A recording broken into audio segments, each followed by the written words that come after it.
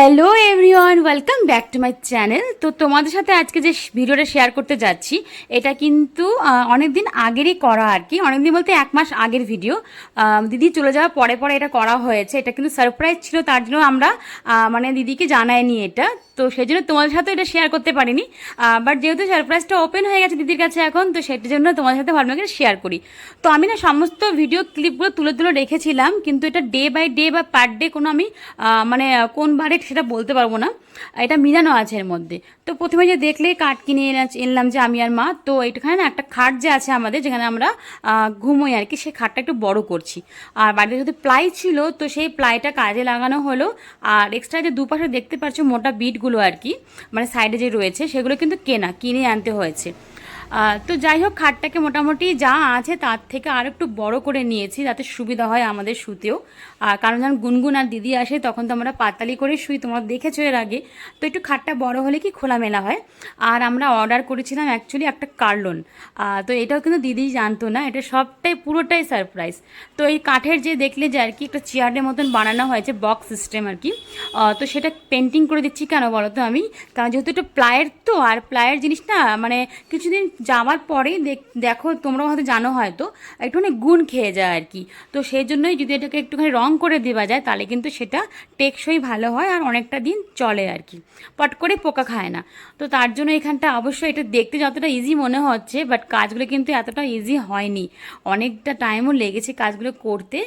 আর এখানে যে পেন্টিং করছি আমি, মানে যে পেন্ট করে দিচ্ছি পুরো আর কি বক্সটাকে, এটাও কিন্তু আমার একদিনে হয়নি, এটাও কিন্তু আমার 2 দিন লেগেছে, আর শুকোতে লেগেছে প্রায় 3 দিন মতন। আর এখানে তারপর তোমাদের সাথে শেয়ার করছি একবারে যেদিনকে আমরা কার্লনটা অর্ডার করতে গেছিলাম। অ্যাকচুয়ালি আমাদের হচ্ছে কিং সাইজ, তো কিং সাইজ কার্লন না মানে থাকে না অ্যাকচুয়ালি অ্যাভেলেবেল, সেটাকে অর্ডার দিয়ে বানাতে হয়। তো সেই জন্য এখানে কার্লনটা অর্ডার দিয়ে দিয়েছিলাম। আর তারপরে গেছিলাম আমরা চাদর কিনতে। তো এটাও কিন্তু অন্য দিনের ভিডিও, এগুলো সব আমি তুলে রেখেছিলাম, যেহেতু আমি আগে পোস্ট করতে পারবো না তাহলে দিদি আগেই জেনে যাবে। তো সেই জন্যই কিন্তু তোমাদের সাথে একদিন পর আমি সেটা শেয়ার করছি। আর এখানে যে সমস্ত চাদরগুলো দেখলাম প্রত্যেকটা চাদরই ভালো আর প্রচুর কালেকশন রয়েছে। কিন্তু যেহেতু আমাদের যে এত বড় খাটটা বানিয়ে নিয়েছি, তো সেই জন্য কিং সাইজের চাদরটা মানে ঠিক ভালো পছন্দ হলো না। তো তারপর আমরা ভেবেছি যে কার্লনের জন্য যে চারদিক দিয়ে একটা গার্ডার সিস্টেম, যে এরকম একটা চাদর পাওয়া যায় আর কি, তো সেই চাদরটাই মানে আমরা অর্ডার করেছি। তো ফাইনালি অনেক খোঁজাখুঁজি করার পর আমরা একটা পছন্দ করেছি একটা চাদরের কালার। তো সেইটাই কিন্তু আমরা পরে বানাতে দিয়েছি, মানে 4 মাথায় থাকবে গার্ডার লাগানো।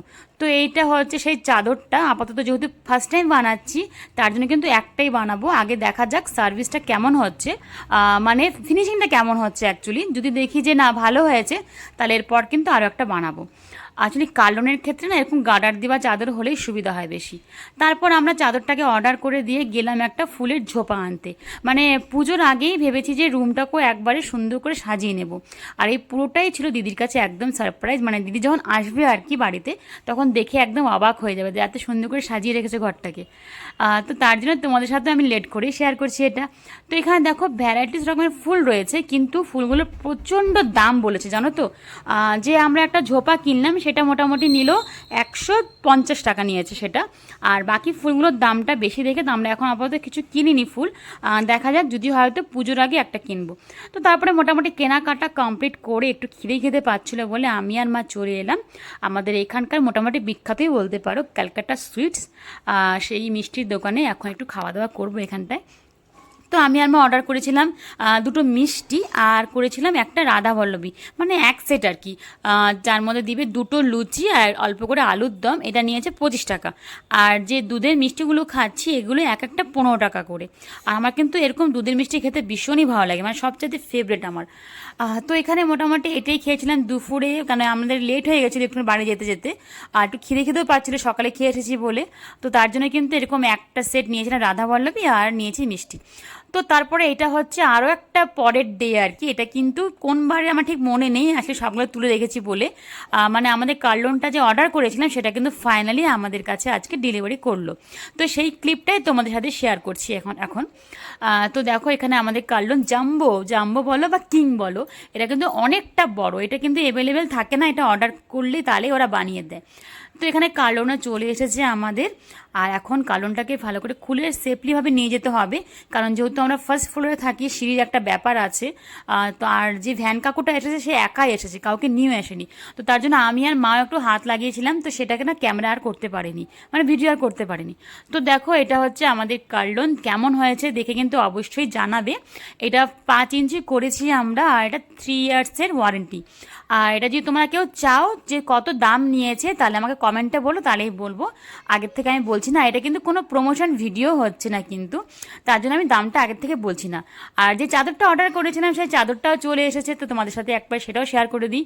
এই দেখো এটা হচ্ছে 4 মাথায় গার্ডার লাগানো চাদরটা, খুবই ভালো, মানে কার্লনের ক্ষেত্রে তো খুব ভালো হয়। কেন আমরা না কার্লনের ওপরে যে প্লাস্টিকটা আছে সেটা আমরা এখনই খুলছি না, না খোলার কারণটা হচ্ছে গুনগুন, কারণ গুনগুন কিন্তু এখনও মাঝে মধ্যে আর কি হঠাৎ বিঠাৎ কিন্তু একটুখানি শিশি করে দেয়, তো তার জন্য কার্লনের ওপরে আমরা প্লাস্টিকটা এমনি রেখে দেবো। আর চলো দেখাও তোমাদেরকে একদম ফাইনাল লুকটা দেখিয়ে দিচ্ছি। চাদরটা বিছিয়েও দিয়েছি, আর দুটো কটন কিনেছিলাম অ্যাকচুয়ালি জানলার, তো সেটা তোমার সাথে শেয়ার করা হয়নি। তো এই দেখো পর্দাগুলো লাগিয়ে দিয়েছি, আর একটা এক্সট্রা যে আগের যে পর্দা ছিল সেই পর্দাটা ছোট জানলাটা যে রয়েছে সেখানে লাগিয়ে দিয়েছি। আর যে পেন্টিংগুলো দেখছো না, এই পেন্টিংগুলো কিন্তু আমার এক সম্পর্কে ভাই হয় আর কি, তো সেই ভাই এঁকে দিয়েছিল। এটা কিন্তু অনেক বছর আগের, প্রায় মিনিমাম 2-3 বছর তো হবেই। এগুলো না তোলাই ছিল, আগে যে বাড়িতে থাকতাম সেই বাড়িতে লাগানো ছিল, বাট এই বাড়িতে আসার পরে এগুলো আমরা লাগাইনি, রেখে দিয়েছিলাম।